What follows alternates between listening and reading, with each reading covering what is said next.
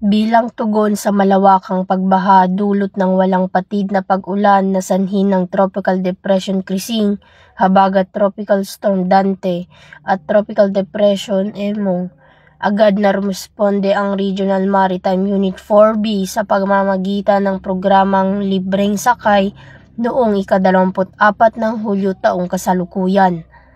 Pinangunahan ni Police Colonel Virgil T. Ranes, Chief ng RMU 4B, ang mga tauhan ng Maritime Police sa pagsaklolo sa mga na-stranded na residente sa kahabaan ng Nautical Highway sa Barangay Bukayaw, Calapan City at Barangay Pinagsabangan, Nauhan, Oriental, Mindoro.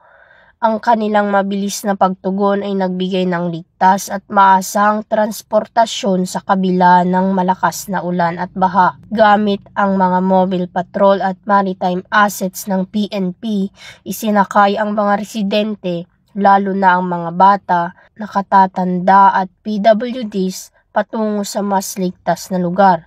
Ang hakbang na ito ay nakatulong upang mapawi ang pangamba at hirap ng publiko sa gitna ng kalamidad. Ipinakita rin ng inisyatibong ito ang patuloy na dedikasyon ng PNP sa pagbibigay ng serbisyong mga tao sa panahon ng sakuna. Higit pa sa pagpapatupad ng batas, ipinamalas ng mga pulis ang tunay na malasakit at pakikiisa sa kapwa.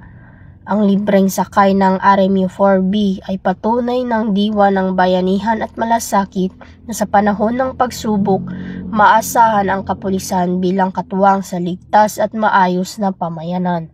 Mula dito sa Home of the Police Eco Warriors, Calapan City, Oriental, Mindoro, ako ang inyong PNN correspondent, Patrolwoman Dara Falogni, alagad ng batas, tagataguyod ng balitang pulis.